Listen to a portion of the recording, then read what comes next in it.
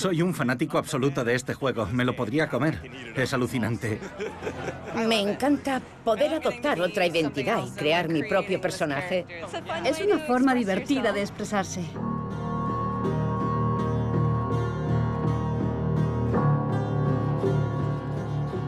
Uno de los grandes hitos desconocidos de la cultura popular de principios del siglo XXI es cómo Mundo de Tinieblas influyó en el resurgimiento de la cultura de los vampiros. El juego era inseparable de la cultura de los clubes y de la moda. Es innegable que miles de personas se vieron influenciadas por esas figuras de vampiros y por el hecho de tú también puedes ser uno de ellos.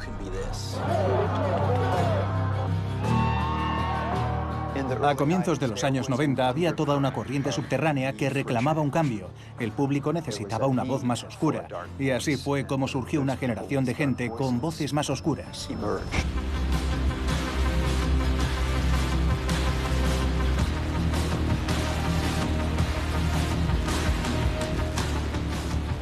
Es un juego en el que interpretas a un marginado, la encarnación del marginado por antonomasia.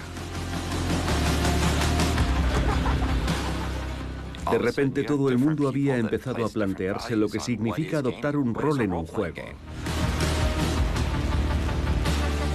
Es un fenómeno que le abrió los ojos a la gente sobre la posibilidad de expresarse de una forma inédita.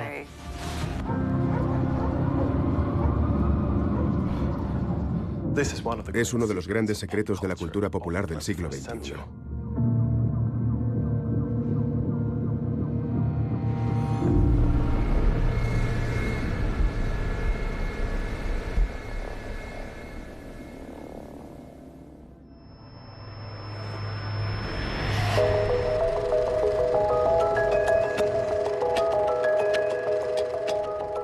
El momento más clave de toda mi vida fue la primera partida que eché de Dragones y Mazmorras. El amo de la mazmorra te ha colocado en una situación tremendamente precaria. Estás jugando al juego más fenomenal jamás creado. Las opciones son ilimitadas. Plántale cara al peligro o huye. Usa el poder del rayo. Me volví adicto al instante.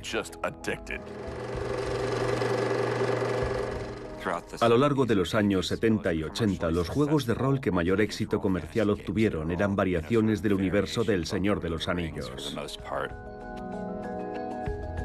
Aventuras, matas a un dragón, consigues oro y vuelta a empezar. Ese formato lo popularizó Dragones y Mazmorras. Dragones y Mazmorras ha pasado de ser un hobby desconocido de una élite obsesiva a convertirse en una fiebre compartida por 1 millón de fanáticos. Los juegos de rol se convirtieron en un elemento muy importante de la cultura de los años 80. Había millones de personas jugando todo el tiempo. Aquello dio pie a un fenómeno muy novedoso en el que los juegos tenían un componente narrativo tan potente que la gente se metía a fondo en ellos. Es asombrosa la cantidad de agresividad que te puedes quitar de encima solo tirando unos dados y tratando de matar a un monstruo. Los juegos de rol te dan la oportunidad de vivir una historia, de interpretar un papel, de contar una historia, de crear un drama. Sí, creo que se puede decir que los juegos de rol son una forma de arte. Son algo singular, una experiencia única.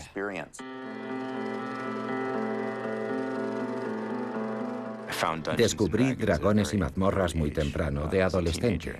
Quedaba con mi grupo para jugar, pero no lo hablábamos con los demás. Si reconocías que jugabas a Dragones y Mazmorras o a cualquier otro juego de rol, te exponías a hacer el ridículo socialmente.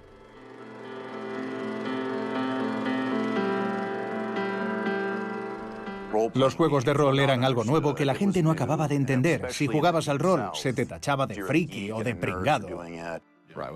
Los chavales populares no jugaban al rol.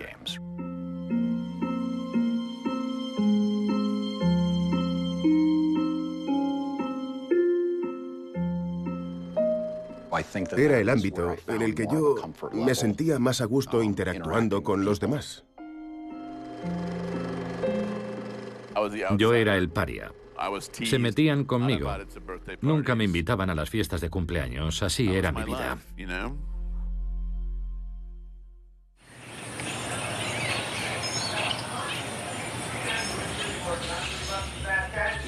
The switch is on and it pays to listen to Atlanta's Hot News C93. Uno de los elementos del hobby de jugar al rol consistía en pensar en una línea argumental general antes de sentarse a jugar.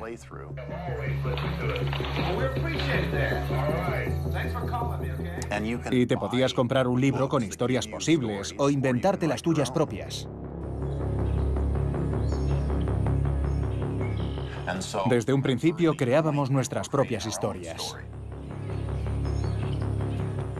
Stuart Wake, el fundador de White Wolf, lanzó una revista junto a su hermano a la que llamaron White Wolf Magazine. Los 2 primeros números eran una especie de fascículos grapados en blanco y negro y con unos dibujos muy rudimentarios. Parecían hechos por un chaval de instituto en su garaje, cosa que por cierto se ajustaba bastante a la realidad. Hicimos un bote para comprar una resma de papel de fotocopiadora. Y un buen día me presenté en el despacho del director de mi instituto, pedí permiso para usar la fotocopiadora y me dijeron, adelante, Stuart. Así que imprimí mi revista de juegos de rol demoníacos en la fotocopiadora de mi instituto, el Royal Georgia. Sí.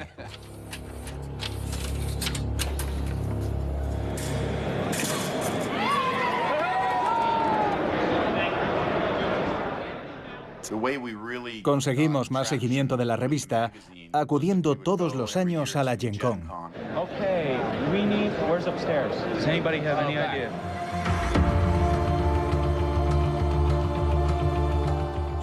La Gen Con es la convención de juegos de mesa de rol más antigua del mundo. Si tienes un producto físico, con dados o cartas o un tablero, es a donde vas para celebrar tu hobby. Y en aquel entonces, la única forma que había de obtener información sobre el tema eran las revistas. Yo me paseaba por el recinto de la convención con las copias de mi revista. Y en la Gen Con del 87 conocí a Mark Rien Hagan, que entonces estaba en Lion Rampant. Por aquel entonces, la industria de los juegos de rol era diminuta, y por eso, por motivos financieros, Lion Rampant y White Wolf Magazine decidieron fusionarse. Mark decidió irse a vivir a Atlanta, que es donde vivían los hermanos Wieck.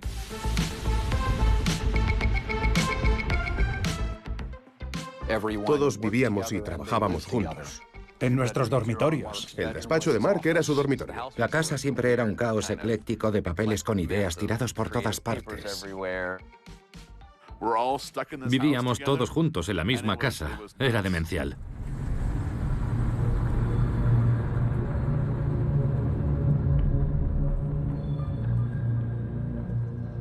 Éramos una compañía pequeña y hacíamos la peregrinación anual a la Gen Con. Había que pasar por Indiana. Tenías que pasar por Gary, Indiana. Nunca había visto un lugar así. Era como si el tiempo lo hubiera abandonado a su suerte. Era lo peor.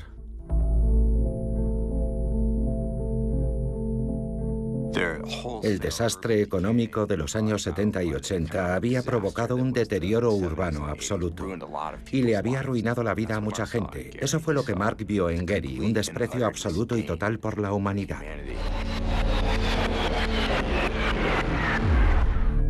Y los culpables éramos nosotros. No fue la industria del coche la que destruyó el cinturón industrial de Estados Unidos. Fuimos nosotros, las personas. No lo quisimos evitar.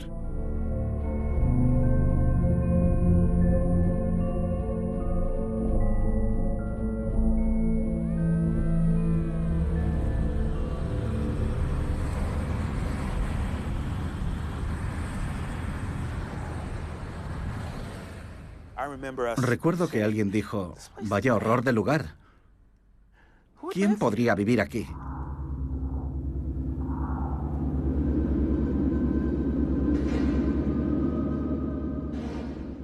Mark dijo, un vampiro.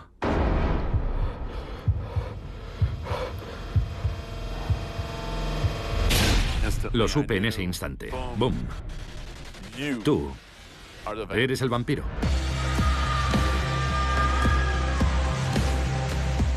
Antes eras un humano. pero te jodieron. Tu vida se acabó y ahora vives en un mundo de pesadilla. ¿Qué haces ahora? ¿Cómo sobrevives?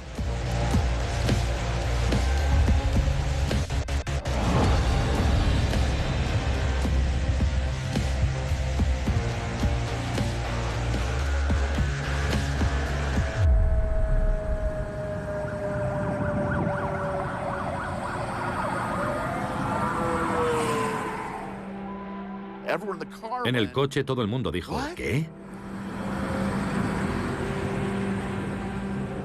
Por aquel entonces, la idea de ser tú el vampiro era sencillamente inimaginable.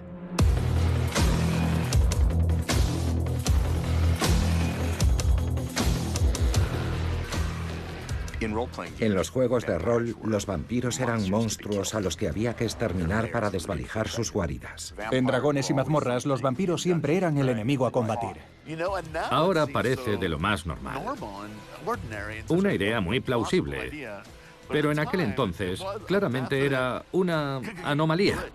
Anomalía.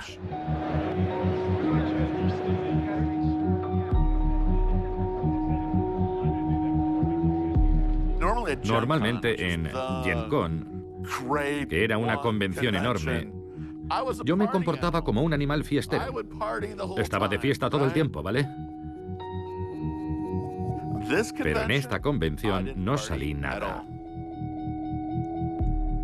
Me encerré a escribir y escribir. La cosa salió sola.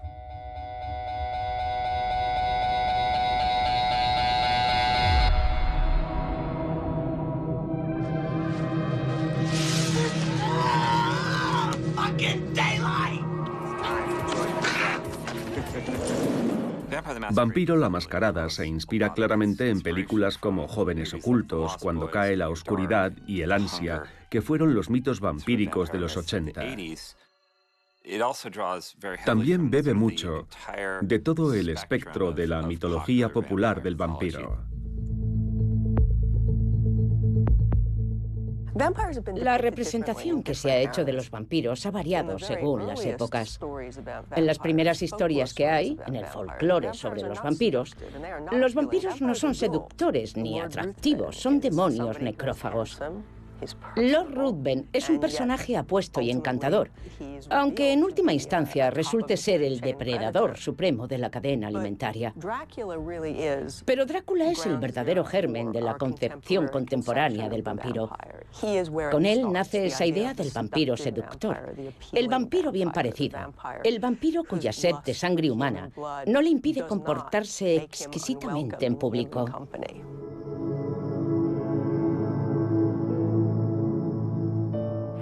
Entrevista con el vampiro, la novela de Anne Rice, fue un gran punto de inflexión, pero lo más importante fue que le dio una consideración aún mayor a la sexualidad en las historias de vampiros.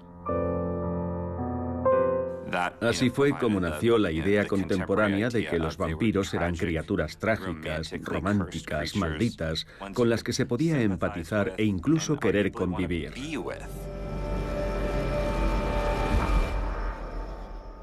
Pero decidí no leer a Anne Rice. No me quería contaminar. Lo que no sabía yo entonces es que todas esas películas de los 80, que tanto me gustaban, habían fusilado la obra de Anne Rice.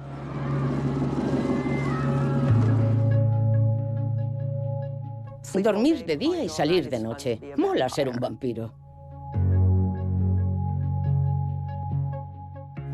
Lo que hizo Vampiro, básicamente, fue adueñarse de todos los mitos vampíricos anteriores y decir, si eres fan de cualquiera de esas cosas, ven a jugar a nuestro mundo, porque en nuestro mundo caben todos esos mitos.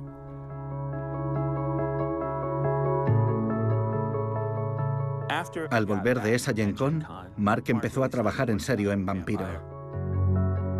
Stuart era en gran medida mi interlocutor. Y como su despacho estaba al otro lado del pasillo, no paraba de entrar a preguntarle, ¿qué te parece esta idea? Vale, va a haber clanes, y cada clan es una categoría de personaje. Y él, ni hablar. No, vamos a hacer categorías de personajes. Vale, pues entonces habrá grupos sociales y harán esto o lo otro. No, no lo harán, que sí. Hasta que al final me decía, eso suena bien, Mark.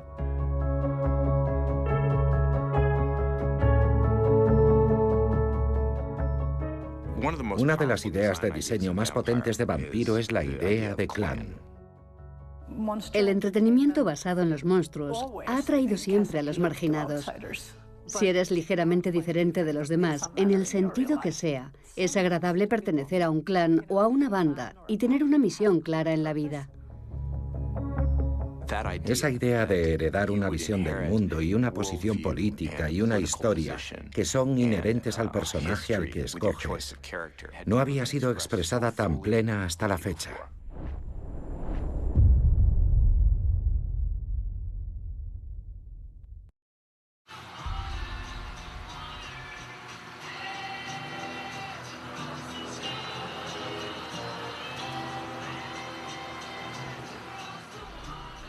Cuando empecé a hacer ilustraciones para juegos de rol, los artistas más importantes que había eran los que hacían las cosas de dragones y mazmorras, pero no eran muy dinámicos. Tim marcó un antes y un después en el diseño de los juegos de rol. Era divertidísimo. Antes de Vampiro, en los juegos de rol casi toda la estética era de fantasía, de distintos grados de calidad. Imaginería clásica de capa y espada, con sus tiparracos con armadura y sus dragones y sus tías en bikini. Vampiro era la primera vez que le hincaba, perdón por el juego de palabras, que le hincaba el diente al arte de rol. Era el tema perfecto y era el momento perfecto para mí. Supe enseguida lo que quería hacer. No quería que los personajes pareciesen dibujos de cómic estáticos. Quería que pareciesen reales. Quería que pareciesen posibles. Básicamente aportó esa crudeza, como de mundo real, que hacía que te lo creyeses, porque era gente real. Invitaba a mis amigos y decía, vale, ¿a cuál de vosotros le pega ser este personaje? Y mis amigos tenían grupos de música. Esta es mi amiga Sherry Wall. Es una de mis personas favoritas del planeta. Este es todo un clásico. Tim Sinkle, mi mejor amigo Joel, que durante mucho tiempo fue mi modelo para todo. Este es mi colega Scott Wilson, el vampiro gitano absoluto, el lumpen por excelencia, Scott Wilson.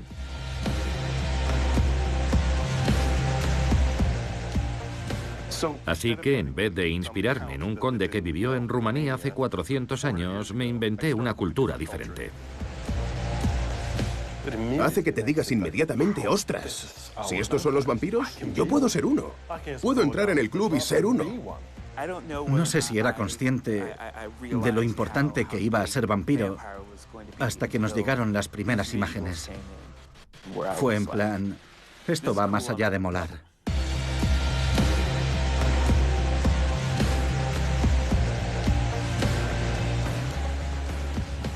Encargarle el diseño de arte a Tim Bradstreet es una de las mejores decisiones que tomamos.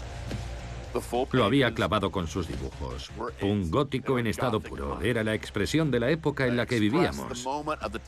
Era la expresión de los personajes. Era perfecto.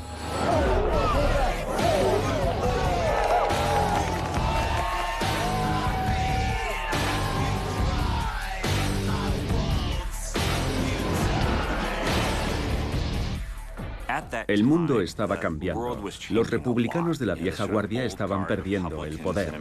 Acababan de derribar el muro de Berlín. Y la música llevaba a cabo su propia revolución. La escena del rock glam, con toques poperos de los 80, daba paso a la escena punk de Seattle.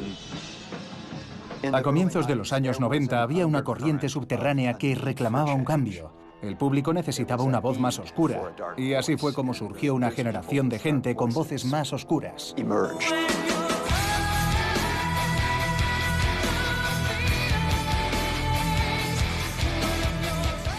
La primera vez que se oyó hablar de algo así fue en 1990. Fue el primer anuncio de un juego llamado Vampiro, escrito en grande en blanco sobre negro. Cuando salió Vampiro, la mascarada, yo no había visto nunca nada igual. Esa portada verde tan bonita, con una cruz roja en medio, tuve que comprarme el juego.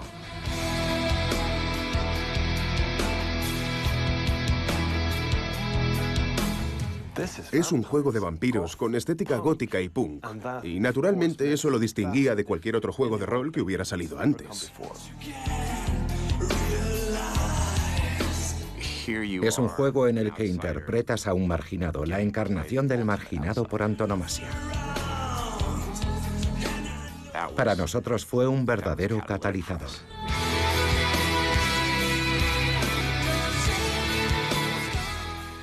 No se trataba siquiera de jugar a ser un vampiro, sino de convertirse en un vampiro.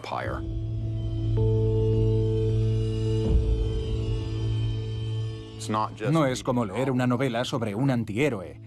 Esas ambigüedades morales, esos dilemas morales, ahora son los tuyos.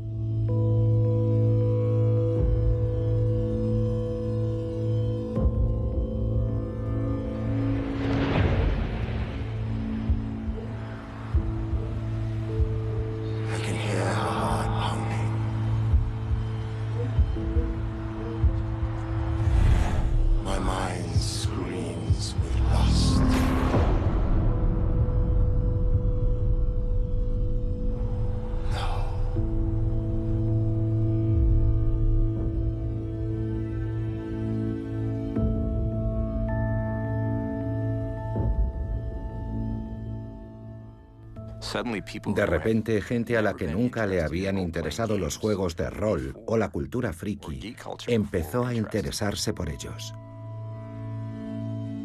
Cuando salió la primera edición de Vampiro, yo trabajaba en la tienda y había un flujo constante de chavales góticos que venían y no compraban nada más, no interactuaban con nadie. Entraban, compraban sus productos de White Wolf y se marchaban.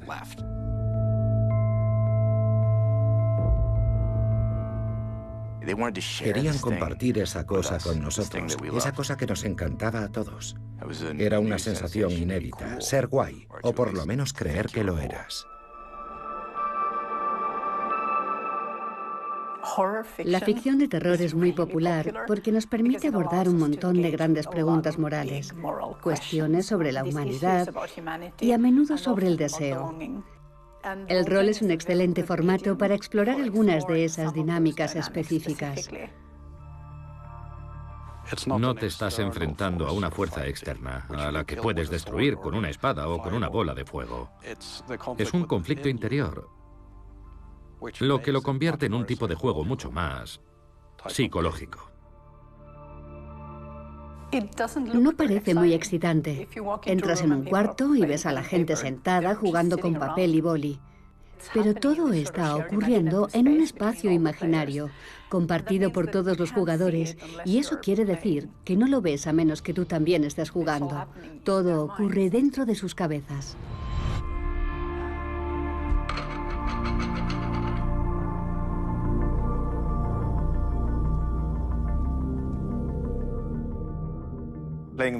Jugar en el lado oscuro me sacaba de mi vida normal.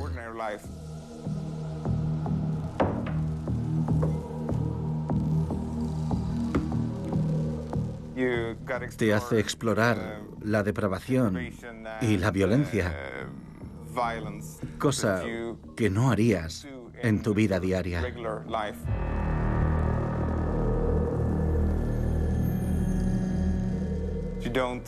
No hace falta que te expongas realmente a esos peligros para experimentarlos. Y eso te permite comprender mejor por qué sientes lo que sientes o actúas como actúas metiéndote en la piel de un personaje.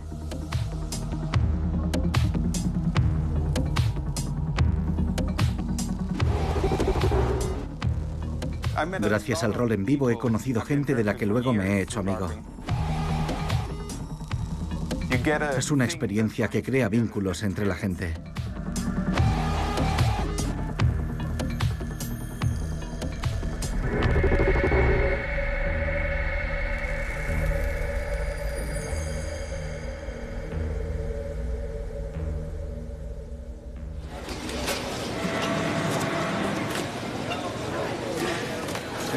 Y aquí tenemos la cabeza de Mark Rienhagen.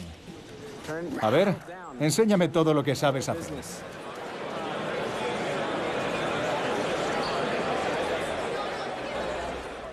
En la Gen Con el juego lo petó.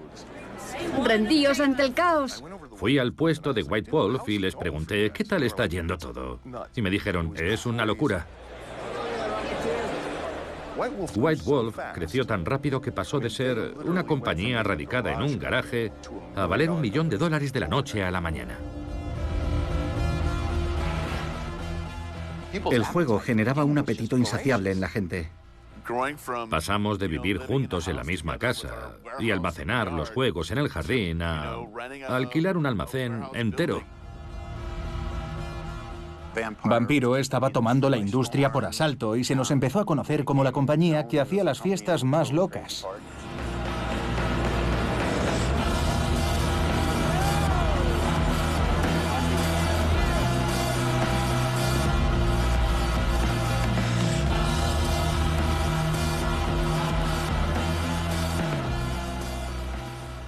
La escena nocturna del punk gótico en Atlanta era una cosa espectacular. Íbamos a los clubes donde se movía la escena. Todo eso también daba forma al juego. No se podía separar el juego de la cultura de los clubes.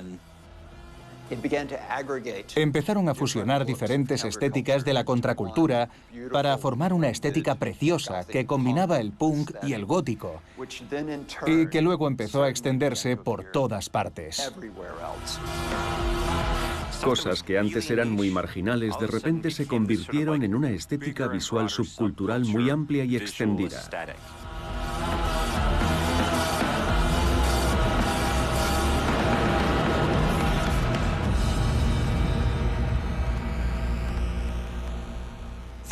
Es innegable que miles de personas se vieron influenciadas por esas figuras de vampiros y por el hecho de tú también puedes ser uno de ellos.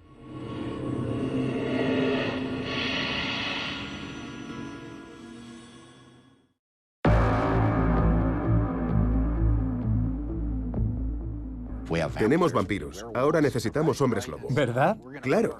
Así que vamos a dar ese salto. Este es el juego que queremos hacer. Supongo que habrá que hacerlo. Ahora hay que hacerlo.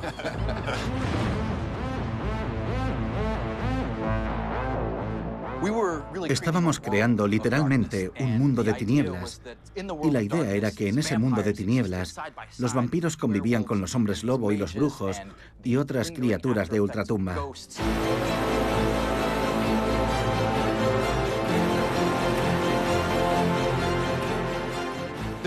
Había otros juegos que presuponían más o menos que había diferentes criaturas sobrenaturales en contacto unas con otras. Pero creo que lo que hizo que Mundo de Tinieblas destacase por encima de los demás era esa idea de que todos compartían un mismo mundo, de que sus estructuras sociales se solapaban y en algunos casos se invadían unas a otras.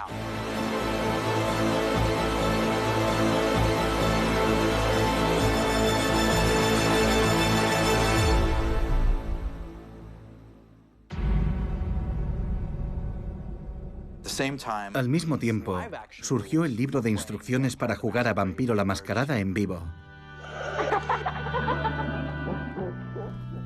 El primer juego de rol en vivo de la historia se llamó La Mascarada. Venía en una caja grande. Nunca había existido un producto así antes. En cuanto apareció en las estanterías de las tiendas, al lado de los juegos de mesa, se convirtió en un fenómeno masivo.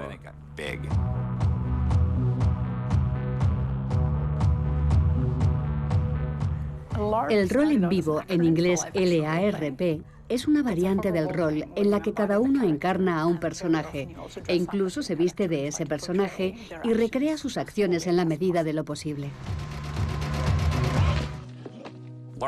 El rol en vivo ya existía, pero con Vampiro se convirtió en un auténtico fenómeno del tipo la Guerra de las Galaxias. De pronto, en vez de ver a 5 o 6 personas jugando alrededor de una mesa, veías a 15, 30, 60, a cientos de jugadores en los parques y los clubes nocturnos. Era más un evento social.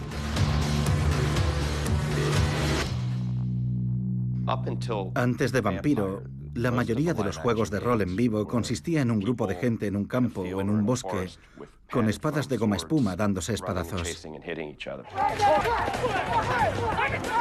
El juego de rol en vivo de Vampiro era más bien un drama social. De repente se empezó a darle un significado diferente a los juegos, a adoptar un rol en un juego. Nos están dando caza a todos porque somos uno.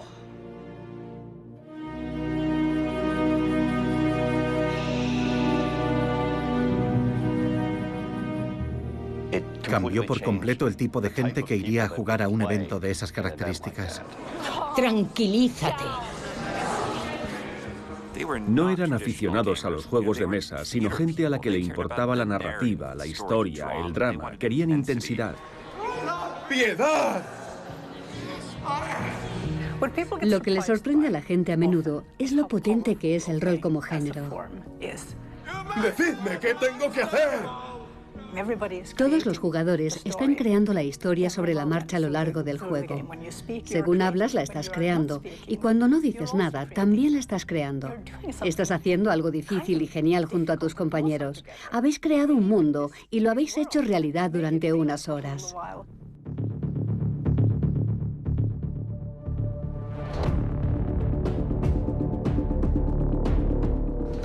Me pareció que era el momento ideal para este juego de rol en vivo, así que le pregunté a mi grupo de amigos qué os parecería transformar el mundo de Vampiro en una organización viviente de carne y hueso.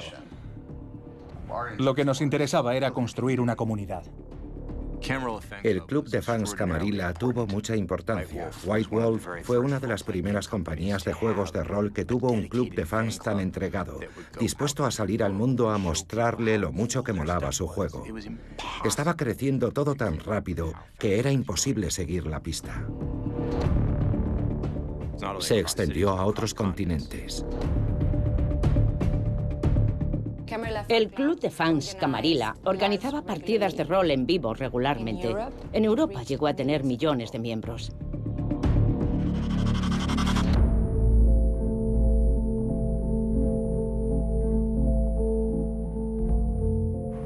Vampiro se convirtió en algo más que un juego.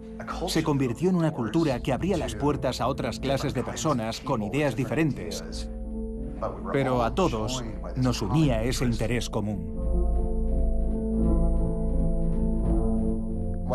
Lo que más me gustaba de la cultura de los vampiros es que daba igual tu sexo, daba igual tu color de piel, daba igual el entorno cultural o étnico del que vinieses. Todos éramos vampiros. Recuerdo leer muchos libros de dragones y mazmorras, y en ninguno salían personas negras. El mundo de tinieblas era diferente. Lo que más me moló de Vampiro la Mascarada es que creaba las bases de una forma de igualdad. Por fin había una comunidad que me aceptaba tal y como era y que me permitía ser lo que yo quería ser. Estamos en el autobús de White Wolf. Pasajeros al bus. ¡Qué miedo! La verdad es que allá donde íbamos nos topábamos rondando por la caseta de White Wolf con un tipo de fan muy diferente del que se veía en el resto de la convención. Los ambientes en los que se jugaba al rol solían ser clubes de chicos. Sin embargo, Vampiro la Mascarada no era un club de chicos. Aún hoy hay gente que viene a verme y me dice: tío, me acuerdo de la Gen Con después de que sacarais Vampiro, porque de repente empezó a haber mujeres en las convenciones. Las chicas también sentían curiosidad, porque de golpe había un juego con historias, personajes y relaciones. Venían a la convención, y la única caseta a la que iban era la nuestra. Que hubiera casi un 50% de mujeres era un hecho inaudito en la escena del rol.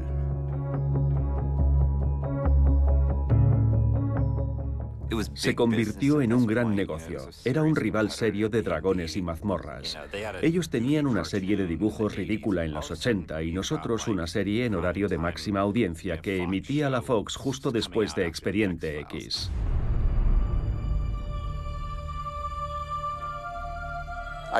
Me llamó un tipo de la Creative Artists Agency y me dijo que eran la agencia que lo hacía todo en Hollywood. Y yo llamé a Mark a mi despacho para decirle, me han propuesto esto. ¿Qué deberíamos hacer? Y él se puso a correr por la oficina gritando, han llamado los de la CAA, han llamado, han llamado. This is what the Brujah plan will do to all you gangles.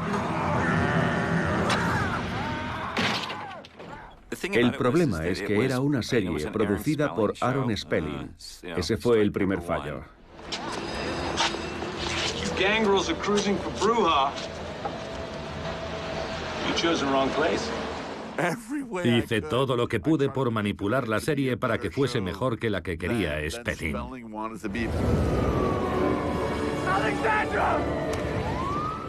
Pero el viejo metió sus pegajosas manos en toda la serie y la convirtió en un bodrio.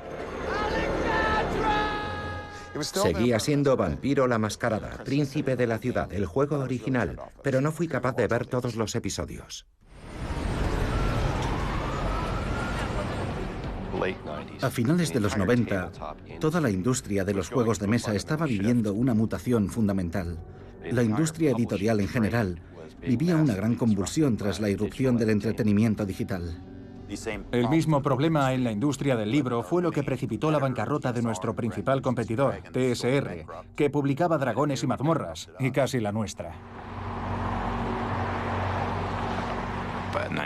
En 1998, White Wolf pasaba aprietos como compañía, lo cual es irónico, puesto que al mismo tiempo se producía un boom de los vampiros en los medios de entretenimiento. Apareció Buffy Cazavampiros, Abierto hasta el amanecer, y todas esas series se inspiraban en Mundo de Tinieblas. Uno de los grandes hitos desconocidos de la cultura popular de principios del siglo XXI es cómo Mundo de Tinieblas influyó en el resurgimiento de la cultura de los vampiros. You better wake up. The world you live in is just a sugar-coated topping. There is another world beneath it. Blade se estrenó en 1998 y estaba inspirada en vampiros. Blade era una versión pasada de vueltas de Vampiro la Mascarada. Los trailers me parecieron una pasada y me moría de ganas de ver la peli. Antes de verla no se me habría ocurrido pensar que la peli... ¡Anda! Esto me suena a algo que he hecho yo. Y entonces vi esa escena en la que aparece Blade, derrapa y adopta esa pose. Y era la misma pose exactamente. Un par de años más tarde, estaba yo hablando con el guionista de la primera película de la saga y me dijo, tío, en Blade 1 nos inspiramos en el diseño de tus libros. Y yo le dije, ¿estás de coña? ¿De verdad? Y me dijo, si teníamos todos tus dibujos de vampiros, tus libros de arte. Y yo le dije, o sea que, ¿tomasteis prestadas mis cosas en vez de contratarme a mí? Y me dijo, oh. O sea, el personaje de Blade ya existía antes de Vampiro, por supuesto, pero ¿cuándo empezó Blade a tener pinta de malote? ¿Cuándo se quitó la chaqueta de safari y las gafas verdes? Demostrado queda. Más adelante me llamó Guillermo del Toro. Le dije, tú eres Guillermo del Toro, ¿verdad? Y me dijo, sí, mira, vamos a trabajar juntos en algo ahora. ¿Cómo que ahora? Sí, mira, voy a hacer una película. Se llama Blade 2. Y le dije, ¿en serio? Y me dijo, y te prometo que esta vez te vamos a pagar. Vi que las ventas estaban descendiendo y tenía amigos que llevaban tiendas de juegos que me decían, los vampiros ya no venden tanto como antes. Sabíamos que habíamos hecho un juego que fue popular en los 90 y también sabíamos que en general el rol estaba decayendo. Pero lo que no sabíamos entonces era si era cosa nuestra o de los consumidores, si el problema era del producto o del mercado. Había cientos de libros en torno a Vampiro la Mascarada y teníamos la impresión de que habíamos explorado tantos de los temas posibles que empezábamos a tratar minucias que afectaban solo a un grupo muy limitado de gente. Habíamos creado un montón de material en torno a Vampiro. Era un mundo tan rico y tan desarrollado que para los novatos era intimidante. No sabían por dónde empezar. Así que decidimos que había que volver a comenzar desde cero. Decidimos que la mejor forma de hacerlo era cumpliendo la promesa que habíamos hecho desde un principio. En 1991 habíamos empezado a anunciar que íbamos a lanzar Gehenna. Era el apocalipsis vampiro. Se llamaba Gehenna.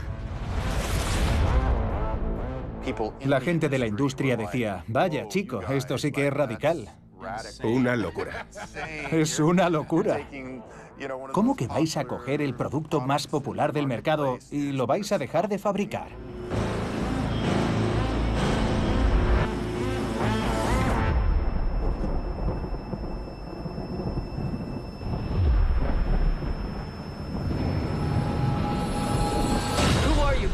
You're in the middle of a war that's been raging for the better part of 1,000 years. A blood feud between vampires and lycans. Werewolves. Underworld tenía que haber contactado con White Wolf y hacer la película en asociación con ellos. Me pareció calcada del juego. Básicamente la película era una adaptación directa de Mundo de Tinieblas. La lucha entre vampiros y hombres lobo era de Mundo de Tinieblas. Les amenazamos con llevarlos a juicio y acabamos llegando a un acuerdo amistoso. Y ese acuerdo les permitió seguir haciendo más secuelas. Fue la única vez que alguien reconoció que se había inspirado en nosotros. Los demás nos copiaban, sin más. Entre 2006 y 2008 salieron las novelas de Crepúsculo, la saga escrita por Charlene Harris. Eran obras claramente inspiradas en Mundo de Tinieblas.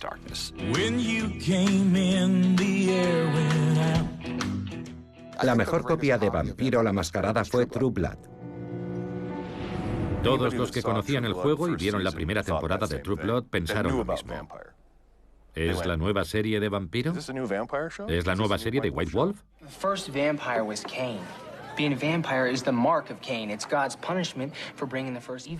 En la serie True Blood llegan a decir que Caín fue el primer vampiro, y ese era uno de los puntos clave de la mitología del juego. Ellos tenían reyes de las diferentes ciudades y nosotros príncipes. Ellos tenían sheriffs, nosotros también.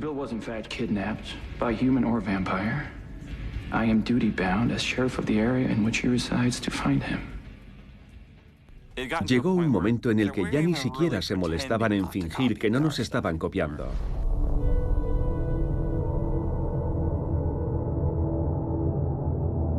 En 2004, relanzamos la franquicia de Mundo de Tinieblas como el nuevo Mundo de Tinieblas. No era Vampiro la Mascarada, era Vampiro el Requiem. Había mucha expectación, muchas ganas de ver lo que íbamos a sacar.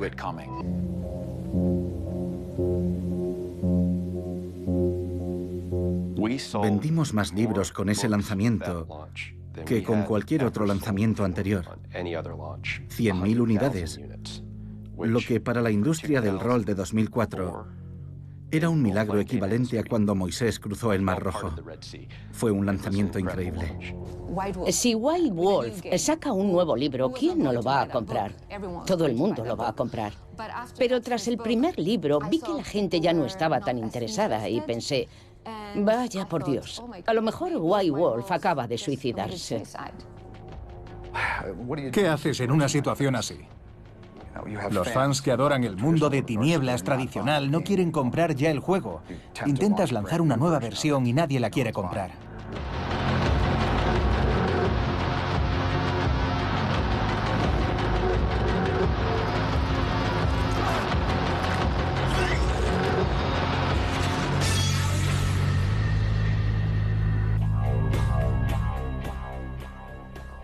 Bloodlines es un juego que sacó Activision. Está claro que todos se estaban pasando a lo digital. Queríamos crear un nuevo juego que volviese a ser emocionante. Bloodlines capturó realmente la esencia de la historia del juego de rol y el juego de rol en vivo. Era una nueva forma de jugar a algo que a la gente ya le entusiasmaba. Todos estábamos emocionados con el potencial del juego. Nos pareció que nos convenía formar nuestro propio estudio. Ahí fue donde entró en juego CCP.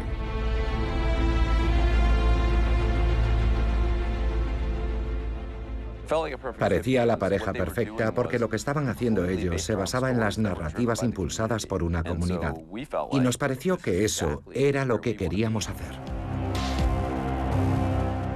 Entonces entra en juego esa compañía islandesa rara que había sacado un extraño juego del espacio. Parecen un poco la Gran Esperanza Blanca y van a salvar la compañía y a conseguir que vuelva a ser alucinante, más grande y mejor que nunca. Todo el proceso de fusión y adquisición se llevó a cabo en 4 meses. Fue como beber de una manguera llena de vodka islandés.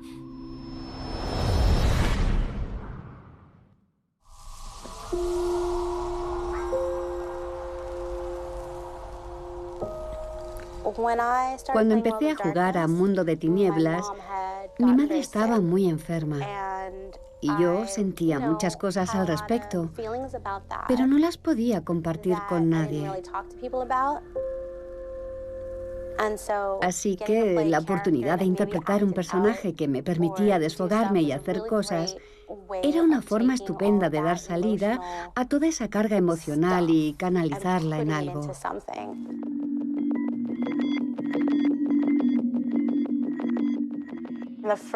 La primera vez que fui a jugar, entré en la habitación. Yo llevaba un disfraz de lo más básico, nada del otro mundo. Y vi a toda esa gente que estaba jugando y haciendo cosas. Y me acobardé y me volví a marchar. Y no dije nada durante unos 30 minutos. Pero luego la gente empezó a hablarme y yo me puse a contestar como si fuera el personaje. Y sin comerlo ni beberlo, estaba jugando. Me sentí eufórica. Era genial. Era muy emocionante y a la vez daba mucho miedo. Es un juego intenso que requiere mucha habilidad social. Aprendí mucho sobre lo que soy capaz de hacer como persona, todos los papeles que soy capaz de interpretar. También aprendí un montón sobre los demás. La comunidad de Mundo de Tinieblas y del rol en vivo es una piña. Y para mí lo genial es involucrar a la gente, contar historias que molen y pasárselo bien.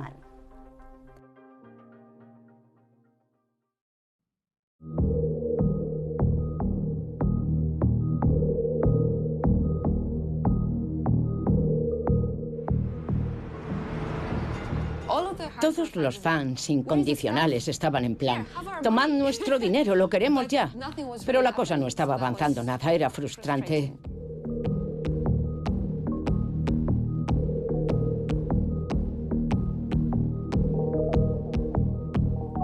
Por aquel entonces la comunidad de White Wolf estaba hecha una pena. Estaban todos muy defraudados y la idea era juntarlos a todos, 1.400 fans de diferentes clubes juntos en un mismo recinto.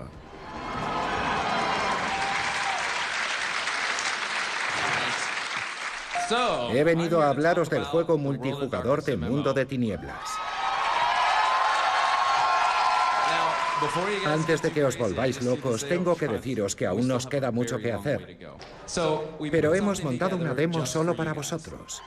La idea era capturar el ambiente y la sensación que queremos tratar de transmitir en la versión multijugador.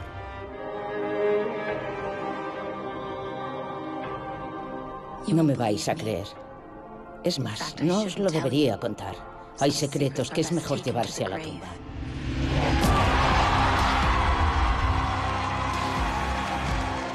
Era como estar en un concierto de rock. Vamos a gastar millones de dólares en una franquicia con la que os habéis criado y que adoráis.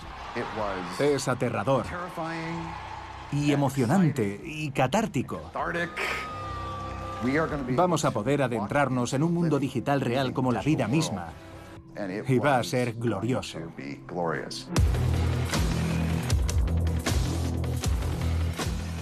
Era increíble.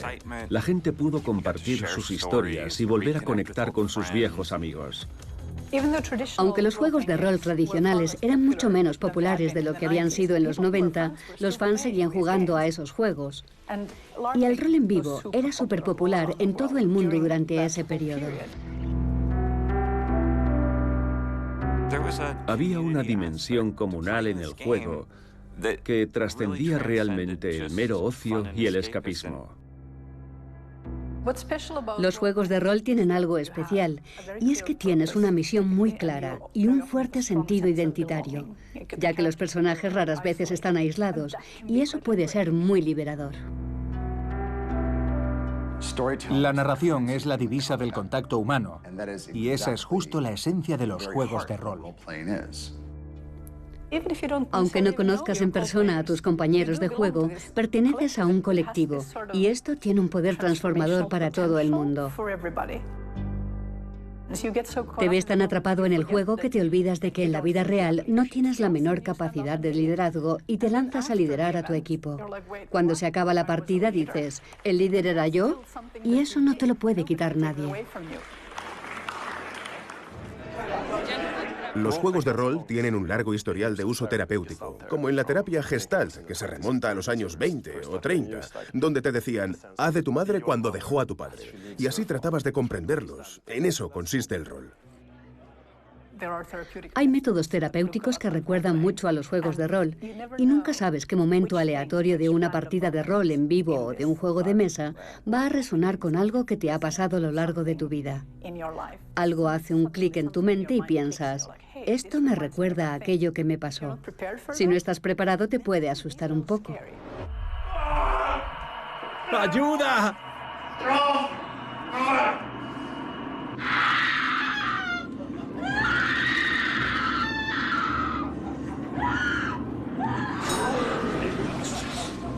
Sé quiénes sois.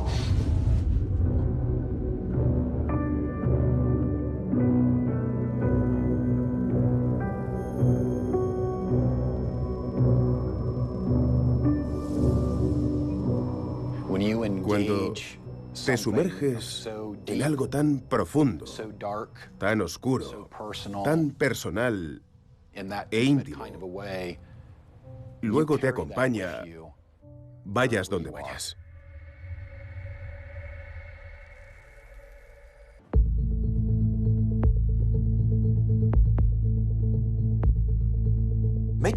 Hacer videojuegos es muy difícil, muy difícil.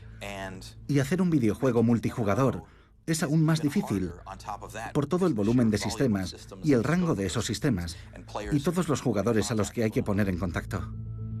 Teníamos una especie de mantra en CCP Games. Decíamos, esto va a ser muy complicado, pero no hay nada imposible. Nosotros desayunamos con lo imposible. Si fuimos capaces de hacer Eve, seremos capaces de hacerlo.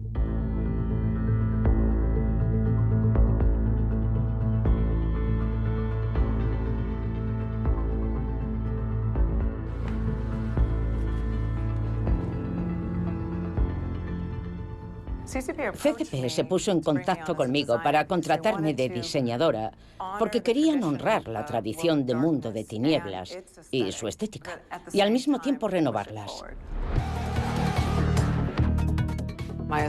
Mi estética es muy tribal y tiene ciertos elementos góticos. Tengo cierta tendencia a la oscuridad.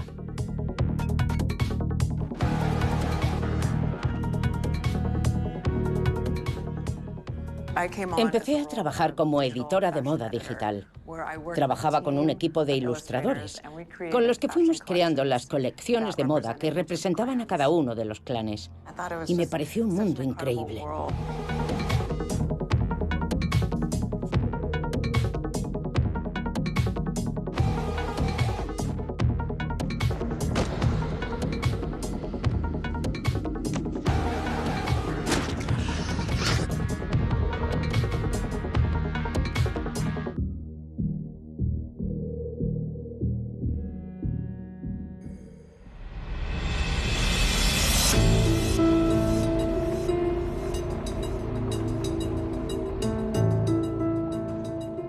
Eve era el motor económico de la compañía. El problema empieza cuando Eve pierde suscriptores. Todos los equipos de todos los departamentos se fueron a trabajar en Eve. Nos estaban arrebatando todos los recursos que necesitábamos para crear el videojuego multijugador de Mundo de Tinieblas. Y el proyecto se resistía. La siguiente noticia que tuvimos fue que estaban despidiendo a los empleados de White Wolf. Pensamos que no era una buena señal.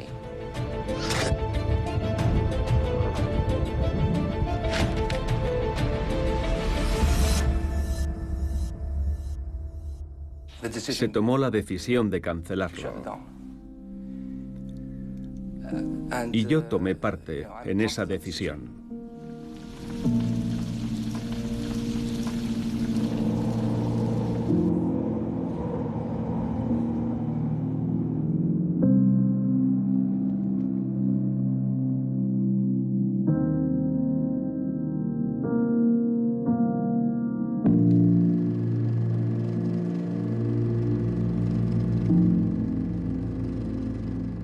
En muchos aspectos, Mundo de Tinieblas nos permitió a muchos frikis reconciliarnos con lo que éramos, y eso no nos había pasado nunca. Crearon todo un movimiento cultural. Le abrió los ojos a la gente y le ayudó a expresarse de una manera muy novedosa.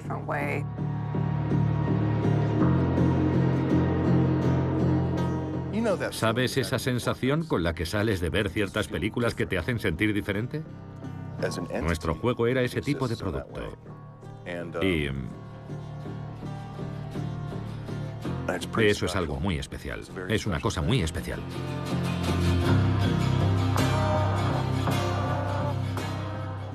Cuando se te acerca alguien y te dice, me he leído tu libro y me ha cambiado la vida, es una cura de humildad. Escribir los libros también nos cambió la vida a nosotros.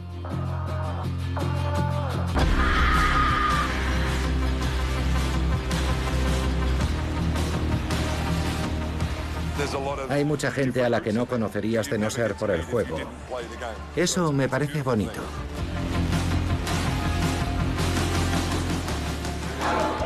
Es genial unirse a la comunidad. Conoces una red en expansión de gente con la que te puedes conectar. Los juegos de rol me han cambiado la vida. Te dan una noción de entendimiento entre las personas. Y para eso estamos aquí.